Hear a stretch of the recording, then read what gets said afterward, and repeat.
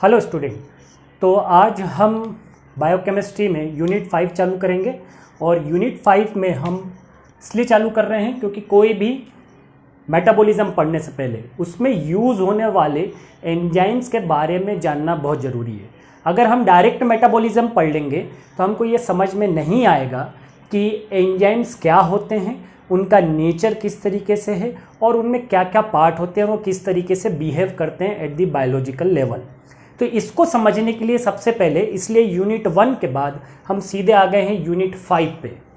Unit 5 में हम जो आज पढ़ेंगे वो है एंजाइम्स के बारे में, और एंजाइम्स में जो हमारे सिलेबस में दिया हुआ है उसमें सबसे पहले इंट्रोडक्शन। तो इंट्रोडक्शन में हमको क्या लिखना है? इंट्रोडक्शन में हमको लिखना है कि एंजाइम्स क्या होते हैं, इनका नेचर किस तरीके से, क्या कैरेक्टरिस्टिक्स हैं और different terminology used in the enzymes.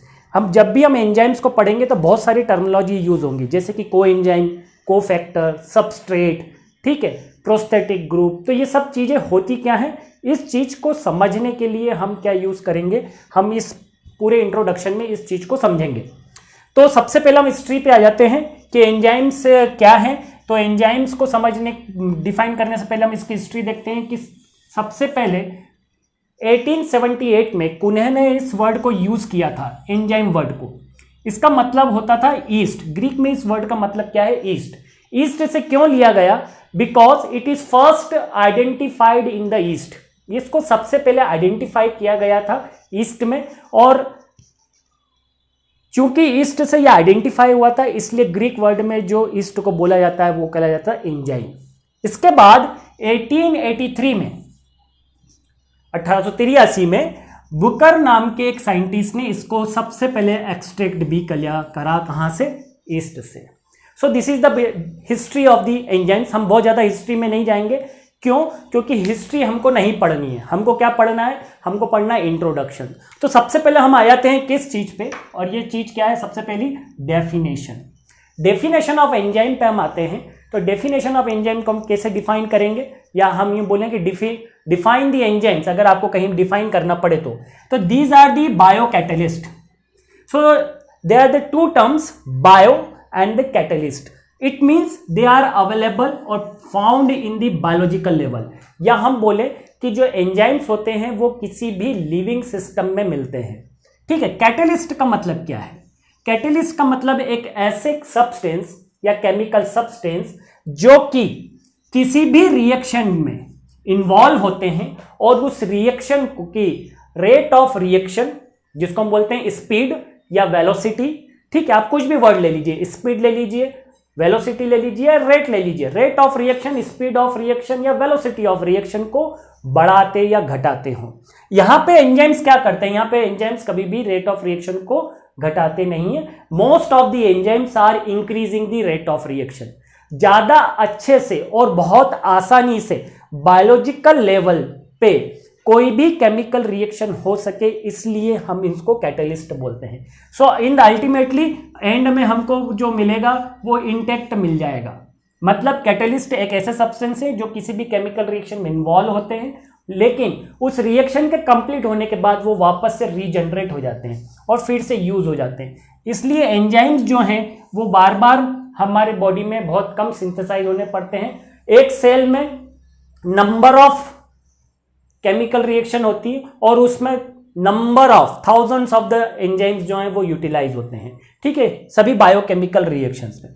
हम इसको मोर करेक्टली, अगर मान लीजिए, तो आप इसको जब भी एक्सप्लेन करें तो यहीं से एक्सप्लेन करना चालू करेंगे। कहां से? बायो कैटलिस्ट से। तो सबसे पहले आपको ये समझाना पड़ेगा कि बायो कैटलिस्ट का मतलब क्या है। फिर हम आ जाते हैं कि इसको डिफाइन कैसे करेंगे। हमको कोई डेफिनेशन तो एक फ्रेज में लिखनी पड़ेगी। तो एंजाइम्स को हम कैसे डिफाइन करते हैं? एंजाइम्स आर दी सॉल्युबल, अब ये ध्यान रखिएगा, this is the property. Enzymes are the soluble colloidal organic catalyst, ठीक है। कोलाइडल और सॉल्युबल, सॉल्युबल मतलब they are soluble in water, ठीक है, very easily soluble in the water. Organic compounds, it means it having the some कार्बनिक structure in their molecule, ठीक है। अगर मॉलिक्यूलर लेवल पे एंजाइम्स हो जाएंगे तो वो कैसे होंगे? वो जनरली ऑर्गेनिक इन नेचर होंगे। कैटलिस्ट, तो हमने देख लिया कैटलिस्ट का मतलब यह है। तो ये ऑर्गेनिक कैटलिस्ट है जो कि कोलाइडल इन नेचर है और सॉल्युबल इन वाटर है। Found in the living cell, सभी लिविंग सेल्स में कोई सी भी बायोकेमिकल रिएक्शन होने के लिए almost all biochemical reactions are govern by the certain enzymes, ठीक है। Have a specific in nature and their action, yes that's also a very characteristic property of enzyme. Enzyme की हर एंजाइम एक particular reaction को ही catalyze करेगा, हर enzyme हर रिएक्शन को कैटेलाइज नहीं करता है। तो ये अपने नेचर में और अपने एक्शन में बहुत स्पेसिफिक इन नेचर होते हैं। तो इसको हम और डिटेल में पढ़ेंगे प्रॉपर्टीज में। जब हम प्रॉपर्टीज पॉइंट पढ़ेंगे एंजाइम्स में हमारे सिलेबस के अकॉर्डिंग, तब हम इस स्पेसिफिक नेचर को और अच्छे से देखेंगे और डिटेल में देखेंगे कौन कौन सी ऐसी रिएक्शंस हैं जिसमें कि स्पेसिफिक नेचर होता है। They are thermolabile in the nature also. So ये डेफिनेशन है, enzymes are the soluble colloidal organic catalyst found in the living cell, have the specific in nature and their action। इनका nature भी specific होगा और उसके according ये reaction भी जो है स्पेसिफिकली किसी पे देंगे। These are thermolabile in nature, it means they are sensitive to the pH and the temperature, ठीक है। तो this is the definition and the history of the enzyme. अब आ जाते हैं हम जनरल कैरेक्टरिस्टिक्स पे। जनरल कैरेक्टरिस्टिक्स में हमको यही जो अभी हमने थोड़ा डिफाइन किया है, इसी के हमको पॉइंट वाइज एक्सप्लेनेशन करना है। तो सबसे पहले हम स्टार्ट करेंगे what are the chemically in nature. तो enzymes chemically are proteinous in nature. Proteinous in nature except RNA, this is the recently known the RNA is also act as a in some chemical reactions, biological reactions, it act as an enzyme. So protein, it is not a proteinous nature, it is nucleic acid। हमने अभी इससे पहले वाले unit में पढ़ा है कि RNA जो है वो एक न्यूक्लिक एसिड है, तो ये प्रोटीनस इन नेचर नहीं है, ये न्यूक्लिक एसिड है। तो इसको छोड़ के बाकी जितने भी एंजाइम्स है सब प्रोटीनस इन नेचर है। प्रोटीनस इन नेचर इसका मतलब कि ये प्रोटीन से बने हैं, मतलब इनका मॉलिक्यूलर लेवल पे जो अगर स्ट्रक्चर है तो वो कैसा है, वो है अमाइनो एसिड से।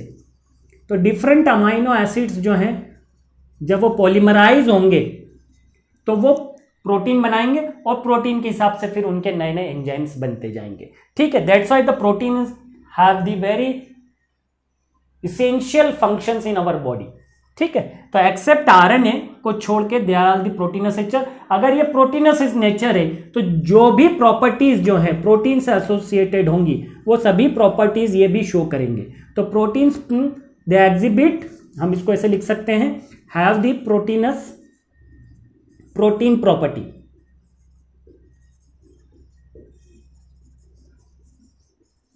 इसका मतलब ये हुआ कि ये वो सब प्रॉपर्टी लिए हुए होंगे जो कि प्रोटीन के अंदर हमने पढ़ी थी। तो प्रोटीन की जितनी भी प्रॉपर्टीज हमने पढ़ी थी, भले वो डीनेचुरेशन हो, ठीक है, आपका कोगुलेशन हो, ठीक है, जो भी हमने पढ़ी थी वो सभी जो है वो कैरेक्टरिस्टिक्स में ये दिखाएंगे। तो this is the first chemically enzymes are proteinous in nature. तो हम इसको यहां पे भी लिख सकते हैं, enzymes are proteinous in nature, have the are the soluble colloidal organic, हम यहाँ पे प्रोटीनक organic catalyst found in living cell. तो एक ऐसे केमिकल कंपाउंड जो कि एक ऑर्गेनिक कंपाउंड है जो कि जनरली प्रोटीनस इन नेचर है, वो सॉल्युबल और कोलाइडल इन नेचर है और स्पेसिफिक किसी रिएक्शन को वो कैटलिस्ट करते हैं और जनरली सेंसिटिव होते हैं पीएच और टेम्परेचर के लिए। दूसरे पॉइंट पे आ जाते हैं हम, ठीक है। तो ये सभी पॉइंट मैंने इसलिए लिख रखे हैं ताकि आप इसको एज इट इज लिख लें, ठीक है। तो सेकेंड पॉइंट पे आते हैं हम, each enzyme has its own structure. So protein के हम बहुत सारे तरह के स्ट्रक्चर्स पढ़ते हैं, अलग अलग तरह के स्ट्रक्चर्स होते हैं प्रोटीन के, जैसे कि primary structure, secondary structure, tertiary structure and quaternary structure. तो प्रोटीन इनमें से किस तरह का स्ट्रक्चर लिए हुए होता है, तो प्रोटीन जो है वो टर्शियरी और क्वाटरनरी टाइप के स्ट्रक्चर जो है प्रोटीन के लिए हुए होता है, ठीक है। तो each enzyme has its own tertiary and quaternary structure of protein and specific conformation, मतलब उनका अरेंजमेंट जो है प्रोटीन का। तो हमने जब प्राइमरी और टर्शियरी और क्वाटरनरी स्ट्रक्चर पढ़ते हैं तो हम जानते हैं कि उनमें जो है कुछ बॉन्ड फॉर्मेशन होता है और वो बॉन्ड फॉर्मेशन जो है वो रिस्पॉन्सिबल होते हैं उस स्ट्रक्चर को उसी फॉर्म में बनाए रखने के लिए। तो कन्फर्मेशन का मतलब उसका अरेंजमेंट जो मॉलिक्यूल्स का है वो वैसा ही रहेगा। तो इनमें एक स्पेसिफिक अरेंजमेंट होता है, ठीक है, प्रोटीन का, ठीक है। तो लार्ज मॉलिक्यूल ऑफ प्रोटीन है, मतलब बहुत सारे अमाइनो एसिड जुड़ रहे हैं। एक मतलब अगर हम ऐसे बोलें कि एक जो स्ट्रेन है दूसरी स्ट्रेन है और ये आपस में ऐसी जुड़ी हुई है, तो कॉम्प्लेक्स स्ट्रक्चर है प्रोटीन का। तो कॉम्प्लेक्स स्ट्रक्चर प्रोटीन है तो इनका स्पेसिफिक अरेंजमेंट है और उसी को हम बोल रहे हैं कि it has a specific conformation which is essential for its catalytic activity. अगर ये स्ट्रक्चर इसका चेंज होगा या हम ये बोलें कि डिफॉर्म हो जाएगा तो ये अपनी कैटालाइटिक एक्टिविटी को भी लूज कर देंगे। तो इनकी कैटालाइटिक एक्टिविटी के लिए ये स्ट्रक्चर इसका बना रहना बहुत जरूरी है। तो अगर हम डीनेचुरेशन करें या कोगुलेशन ऑफ एंजाइम्स हो जाए तो वो अपने कन्फर्मेशन को लूज कर देते हैं। लूज करने के कारण वो अपनी कैटालाइटिक एक्टिविटी को भी लूज कर देते हैं। ठीक है, तो इस चीज का ध्यान रखना है। थर्ड पॉइंट जो हमें याद रखना है वो है the fundamental unit of enzyme is known as the holo enzymes. ठीक है, तो हैलो एंजाइम्स एपो एंजाइम्स क्या होते हैं और ये चीज क्या है इसको हम जरा समझते हैं। तो मैं इस तरफ लिख रहा हूं, आप यहां पे देखिएगा।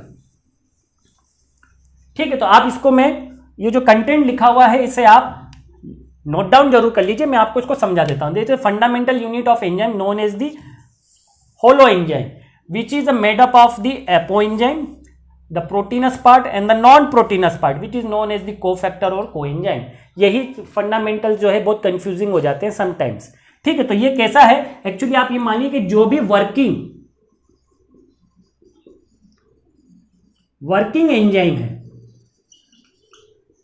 मतलब जो फंक्शनल एंजाइम है, उस फंक्शनल एंजाइम को हम बोलते हैं होलो एंजाइम। क्या बोलते हैं हम? Holo enzyme. होलो एंजाइम जो है मतलब फंक्शनल, मतलब हम जो भी एंजाइम फंक्शनली फॉर्म में प्रेजेंट है उसे हम होलो एंजाइम बोलते हैं। होलो एंजाइम जो है वो दो चीजों से मिलकर बना है, या कोई भी एंजाइम जो है वो दो चीजों से मिलकर बना है, प्रोटीन वाला पार्ट और नॉन प्रोटीन वाला पार्ट। ठीक है, तो इस कैरेक्टरिस्टिक्स को मैं आपको समझा रहा हूं। प्रोटीन वाले पार्ट को हम क्या बोलते हैं? Apo enzyme. और नॉन प्रोटीनस पार्ट जो है वो कुछ भी हो सकता है, that may be A cofactor, coenzyme या प्रोस्थेटिक ग्रुप।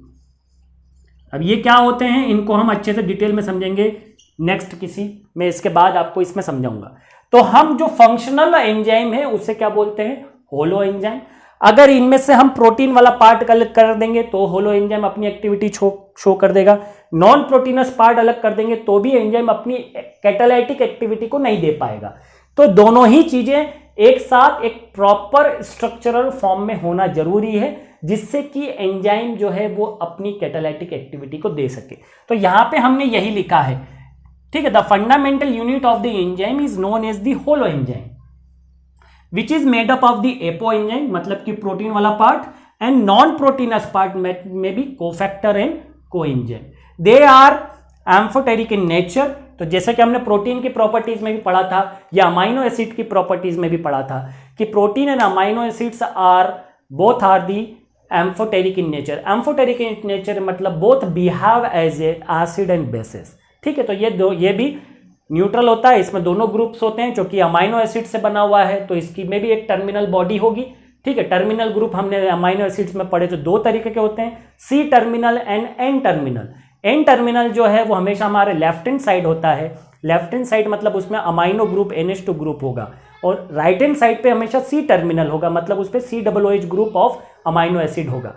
तो हम यहां पे जो बोल रहे हैं they are the amphoteric in nature, it means they have the both group, amino group which behave like a base and carboxylic group which behave like a acid. ठीक है, इसलिए they are behave like the amphoteric nature. ये property हम protein में भी पढ़े थे और अमाइनो एसिड में भी पढ़े थे। इसलिए जब हम यहाँ पे प्रोटीन इन नेचर लिखते हैं तो इसका कहने का मतलब ये कि जो भी प्रॉपर्टी प्रोटीन और अमाइनो एसिड में मोस्टली पाई जाती है कॉमनली, वो सभी जो है वो हमको एंजाइम में देखने को मिलेगी।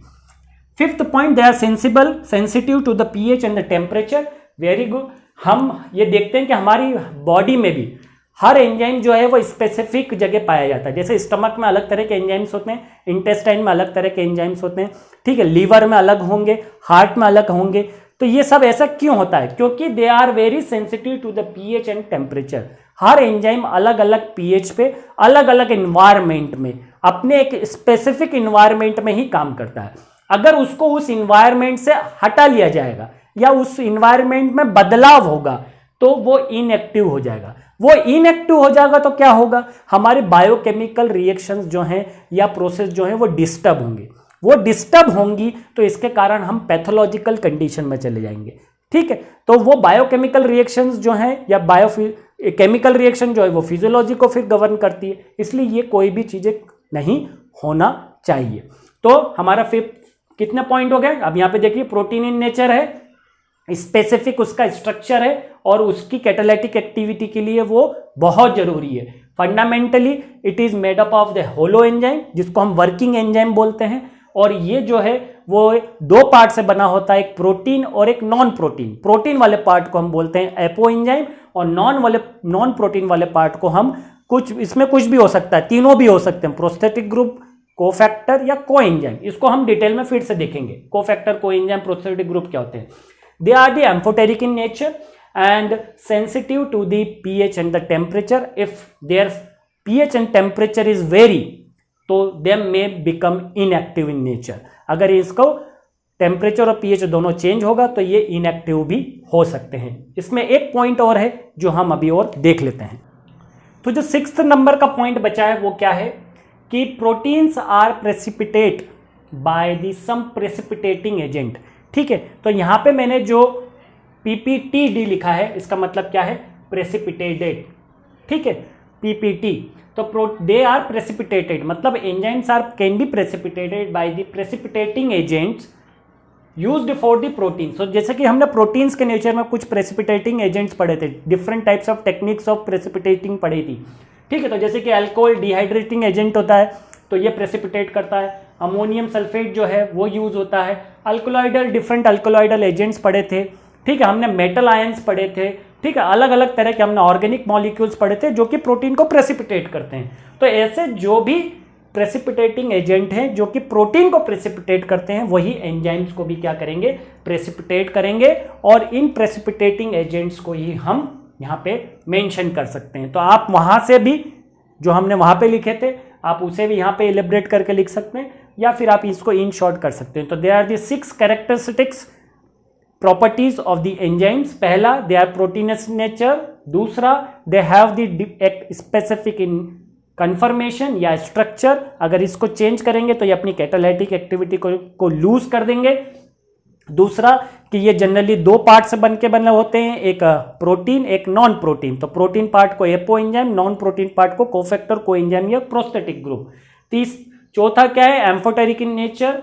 फिफ्थ वन क्या है, sensitive to the pH and temperature. And sixth क्या है कि they are precipitated by the precipitating agent like used we are used in the protein. जैसे कि हमने प्रोटीन्स में यूज किया था वैसा का वैसा हम यहाँ पे भी कर सकते हैं। तो this is the introduction of enzyme. अब इसमें हमको एक चीज और लिखनी है और समझानी है, वो है कुछ related terms which are used in the protein. तो उन प्रोटीन टर्म्स को हम देख लेते हैं।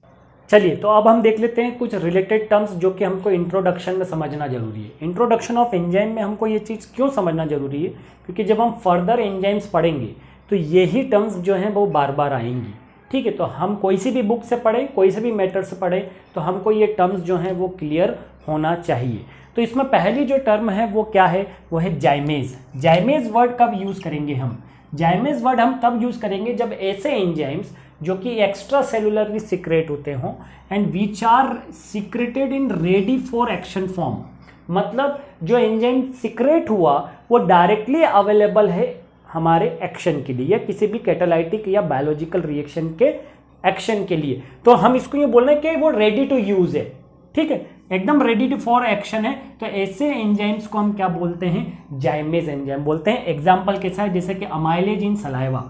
हमारे सलाइवा में जो अमाइलेज होता है जो कि डिग्रेडेशन करता है कार्बोहाइड्रेट का, वो रेडी टू फॉर, वो जैसा सीक्रेट होता है वैसे का वैसा वो एक्शन करने देने लग जाता है। दूसरा जो फॉर्म है वो क्या है, जाइमोजम्स। जाइमोजम्स क्या होते हैं, ये जाइमेज है, ये zymogens. Zymogens in enzyme which is secreted in inactive form. ये एक्टिव फॉर्म में सिक्रेट हो गए। ठीक है, तो उसे हम जाइमेज बोल रहे हैं। ऐसे एंजाइम जो कि इनएक्टिव फॉर्म में सिक्रेट होते हैं और फिर एक्टिवेट किए जाते हैं किसी दूसरे सब्सटेंस के द्वारा।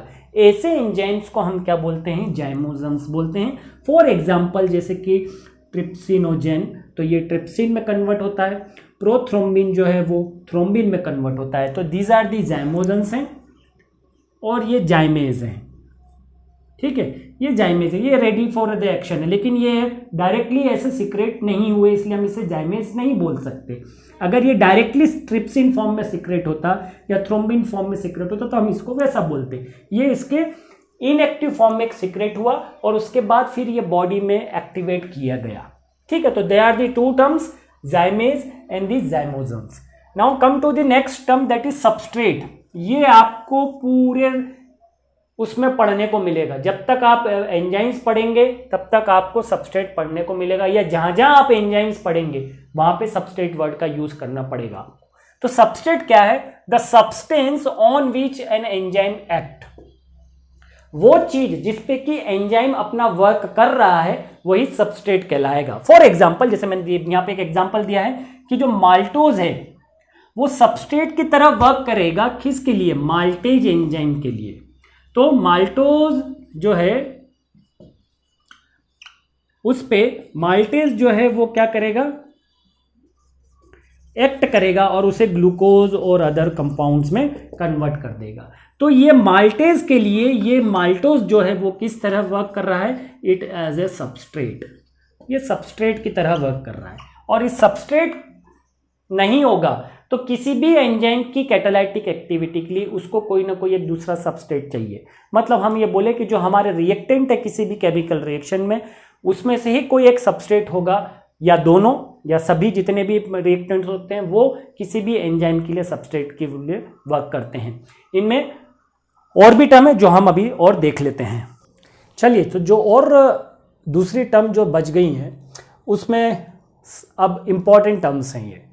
इन टर्म्स में सबसे ज़्यादा जो चीज़ हमको आएगी वो है कोफैक्टर।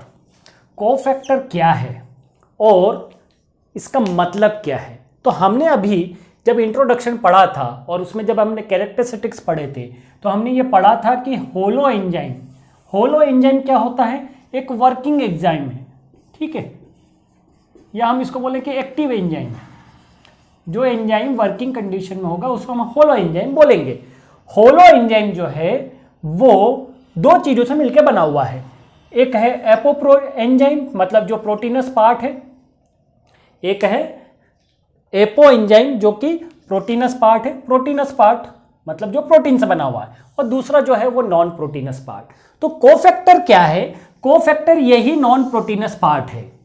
तो इस नॉन प्रोटीनस को मैंने आप जब वहां पे समझाया था तो कोफैक्टर, प्रोस्थेटिक ग्रुप या कोएंजाइम के करके लिखा था। तो इन तीनों टर्म्स को हम पढ़ेंगे। इन तीनों में क्या डिफरेंशिएशन होता है मैं आपको स्ट्रक्चरली भी समझाऊंगा कि क्या डिफरेंशिएशन होता है।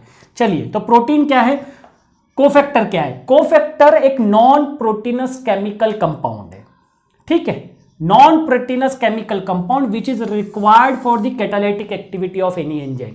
इसकी एब्सेंस में एंजाइम्स जो है वो अपनी कैटालाइटिक एक्टिविटी को नहीं दे पाएंगे। तो किसी भी एंजाइम की कैटालाइटिक एक्टिविटी के लिए उसमें एसोसिएटेड नॉन प्रोटीनस पार्ट होना बहुत जरूरी है। ये नॉन प्रोटीनस पार्ट को हम क्या बोल रहे हैं? कोफैक्टर बोल रहे हैं। कोफैक्टर जो है वो हेल्प मॉलिक्यूल्स भी कहलाते हैं। को का मतलब कोऑर्डिनेटेड, फैक्टर्स मतलब सपोर्टिव फैक्टर्स जो कि एंजाइम की कैटालाइटिक एक्टिविटी को सपोर्ट करते हो, ऐसे सभी फैक्टर्स को हम कोफैक्टर्स बोलते हैं। कोफैक्टर्स जो हैं वो दो तरीके के हो सकते हैं, कोएंजाइम और prosthetic group. What is the difference between the coenzyme and prosthetic group? तो कोएंजाइम्स और प्रोस्थेटिक ग्रुप में आपको बेसिक डिफरेंस जो ध्यान रखना है वो ये है, और भी बहुत सारी चीजें हैं लेकिन बेसिक डिफरेंस आपको ये ध्यान रखना है। Coenzymes are the organic molecules and prosthetic groups are the inorganic molecules.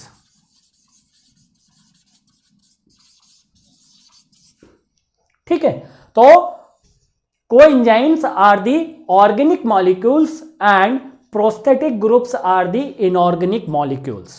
ठीक है, तो ऑर्गेनिक मॉलिक्यूल्स में एग्जांपल्स तो हम इसके और बार भी देख लेते हैं। तो these are the organic in nature, which one? Coenzymes. तो coenzymes are organic in nature, ठीक है, मतलब ये जनरली ऑर्गेनिक मॉलिक्यूल्स होंगे।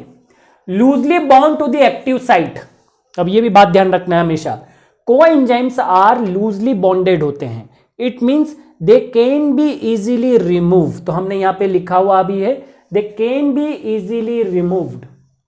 तो कोएंजाइम्स जो है वो इजीली रिमूव किए जा सकते हैं फ्रॉम द एंजाइमेटिक पार्ट, मतलब ये नॉन प्रोटीनस पार्ट में अगर कोएंजाइम अटैच्ड है तो हम उसे इजीली रिमूव कर सकते हैं, ठीक है, without affecting the proteinous part, apoprotein को डिस्टर्ब करते हुए, बिना डिस्टर्ब करे हुए हम कोएंजाइम को रिमूव कर सकते हैं, ठीक है। They act as a carrier in the substrate recruitment. What is this meaning recruitment? ये एक कैरियर की तरह भांति काम करते हैं और सबस्ट्रेट में रिक्रूटमेंट करते हैं। रिक्रूटमेंट का मतलब ये हो गया यहां पे सिर्फ सबस्ट्रेट का नहीं, प्रोडक्ट का भी, तो प्रोडक्ट को या सबस्ट्रेट को अट्रैक्ट करना, उसे रिलीज करना, या फिर हम यूं कहें कि उसे रिकॉग्नाइज भी करना, इसका काम कौन करता है? कोएंजाइम करता है। तो they act as a carrier, इनको कभी कभी को सबस्ट्रेट भी बोला जाता है, कोएंजाइम को सबस्ट्रेट भी बोला जाता है, इसलिए ठीक है, क्या बोला जाता है? को सबस्ट्रेट, मतलब ये कुछ कुछ सबस्ट्रेट की तरह भांति काम करते हैं और ये किसी सबस्ट्रेट के एंजाइम पे अटैच होने के लिए बहुत बड़ा रिस्पॉन्सिबल रोल प्ले करते हैं। तो ये सबस्ट्रेट से रिलेटेड वर्क करता है, प्रोस्थेटिक ग्रुप ये काम नहीं करता। प्रोस्थेटिक ग्रुप ये दोनों भी एक साथ हो सकते हैं ना, ऐसा जरूरी नहीं है कि एंजाइम में सिर्फ कोएंजाइम ही होगा या प्रोस्थेटिक ग्रुप ही होगा, मतलब या कभी कभी प्रोस्थेटिक ग्रुप और कोफैक्टर को एक जैसा नाम दिया जाता है ना बुक्स वाइज में, लेकिन आप ये ध्यान रखिए क्योंकि बहुत सी जगह आप पढ़ेंगे तो कोफैक्टर और कोएंजाइम ये दो ही वर्ड आप जनरली सुनेंगे। प्रोस्थेटिक ग्रुप का काम बहुत कम यूज होता है, तो वो कोफैक्टर मतलब प्रोस्थेटिक टाइप का और कोएंजाइम मतलब ऑर्गेनिक। तो बहुत सारे आपको लिटरेचर में कोफैक्टर का डिटेल ऐसे ही मिलेगा, these are the inorganic in nature, coenzymes are the organic in nature. और कोफैक्टर को ये बोला गया, कोएंजाइम को बोला जाता है कि ये क्लासिफाई किया जाता है कोफैक्टर के उसमें, तो ये आप कंफ्यूजन हो जाता है, इसलिए आप ऐसा ध्यान रखिए कोफैक्टर जो भी नॉन प्रोटीनस पार्ट होता है उसे बोलते हैं। ये दो तरीके से होता है, कोएंजाइम और प्रोस्थेटिक ग्रुप, ठीक है। इन दोनों को मिला के हम कोफैक्टर भी, क्योंकि ये उसी का है।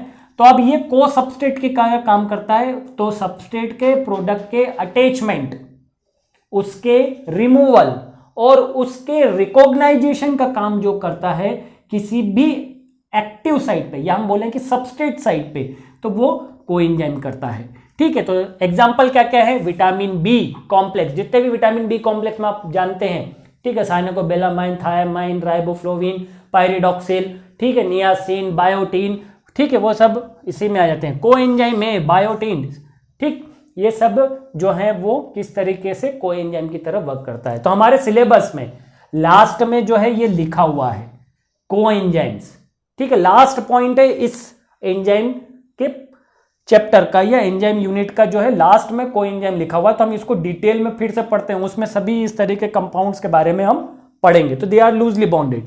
प्रोस्थेटिक ग्रुप क्या है? These are the inorganic in nature, तो इनऑर्गेनिक नेचर, ठीक है, मतलब कि इनऑर्गेनिक कंपाउंड्स होंगे generally. They are covalently bind, मतलब दे आर टाइटली और strongly bind to the enzyme, tightly bind होते हैं, बहुत स्ट्रांगली बाउंड होते हैं और कोवेलेंटली बाउंड होते हैं, जिसको हम कुछ भी कह लें। तो integrated part of the protein में ये रोल प्ले करते हैं। They can be removed by the denaturation, मतलब अगर आप प्रोस्थेटिक ग्रुप को रिमूव करेंगे एंजाइम से, तो प्रोस्थेटिक ग्रुप को रिमूव करने से एंजाइम अपना जो स्पेसिफिक नेचर है वो लूज कर सकता है और उसके कारण उसकी कैटालाइटिक एक्टिविटी अफेक्टेड हो सकती है, ठीक है। तो हम किसी भी प्रोस्थेटिक ग्रुप को किसी भी एंजाइम से रिमूव अगर करेंगे तो वो डीनेचुरेशन ही करना पड़ेगा, मतलब उसे डिग्रेड करना पड़ेगा, उसे करना पड़ेगा एंजाइम को, तभी हम उसे कर पाएंगे। जैसे फॉर एग्जांपल जिंक, मैग्नीशियम, जैसे कि हेक्सोकाइनेस एंजाइम्स होते हैं, वो मैग्नीशियम के प्रेजेंस में वर्क करते हैं, उसमें एक्टिवेटर्स होते हैं, तो वो प्रोस्थेटिक ग्रुप की तरह वर्क करते हैं, उसकी प्रेजेंस में वो वर्क, एब्सेंस में वो वर्क नहीं कर पाएंगे, ठीक है। आयरन है, पोटेशियम है, सोडियम है, these are the some prosthetic group which are present in. अब ये किसी इसमें प्रेजेंट कैसे रहता है ये हम देखते हैं। ठीक है, मैं आपको स्ट्रक्चरली बताता हूं कि हाउ इट इज प्रेजेंट। तो हम एक डायग्राम बनाते हैं। तो मैं एक डायग्राम बनाता हूं एक एंजाइम का, और मैं आपको इसको समझाता हूं कि हाउ इट इज प्रेजेंट। ठीक है, तो ये आप मान लीजिए ये एपोप्रोटीन है। ठीक, दूसरे अब कलर से ले लेते हैं।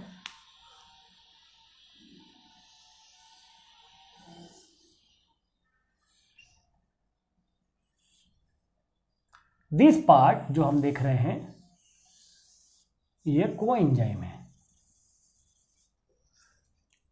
ठीक, और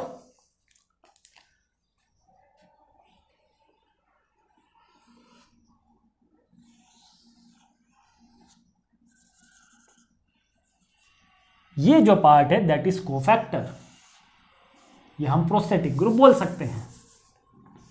तो ये प्रोस्थेटिक ग्रुप्स हैं। ठीक है, ये कोएंजाइम्स हैं। ठीक है, ये एपो एंजाइम है, और इस पूरे को हम होलो एंजाइम बोलेंगे।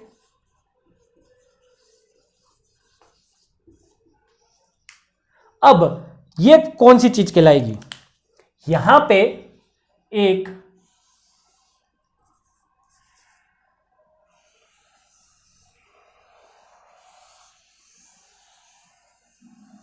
इसी के साइज का फिटिंग मटेरियल है। ये क्या कहलाएगा? ये जो कहलाएगा ये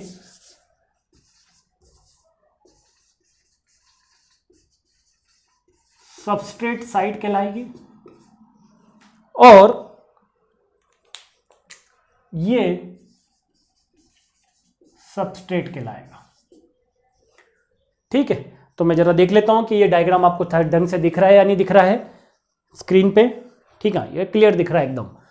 ठीक है, तो ये जो पूरा एंजाइम है इसको हम होलो एंजाइम बोल रहे हैं। ये वाला जो पार्ट है जो कि प्रोटीनस पार्ट है इसे हम एपो एंजाइम बोल रहे हैं। एपो एंजाइम के ऊपर है ये जो लगा हुआ है उसे हम को एंजाइम। ये प्रोस्थेटिक ग्रुप दोनों को मिला के हम कोफैक्टर बोल सकते हैं। इसको कहीं कहीं पे प्रोस्थेटिक ग्रुप को कोफैक्टर भी लिखा रहता है, तो कोई दोनों में अंतर नहीं है ना। This is inorganic, this is organic part है ना। सबस्ट्रेट जो है वो इस पे आके फिट होगा, तो ये जहां पे फिट होगा उस साइट को हम बोलते हैं सबस्ट्रेट साइट। ठीक, तो ये इतना आपको पॉइंट ध्यान रखने हैं while studying the introduction of the enzymes. तो एंजाइम्स का जब आप इंट्रोडक्शन पढ़ेंगे तो आपको इसमें इतना ध्यान रखना पड़ेगा। और नेक्स्ट पॉइंट में हम समझेंगे इसका क्लासिफिकेशन एंड इसका प्रॉपर्टीज और इसका नॉमेनक्लेचर। इतना पॉइंट हम जब कवर करेंगे तो हम सिलेबस की फर्स्ट लाइन कंप्लीट कर चुके होंगे। तो थैंक यू, नेक्स्ट उसमें मिलते हैं।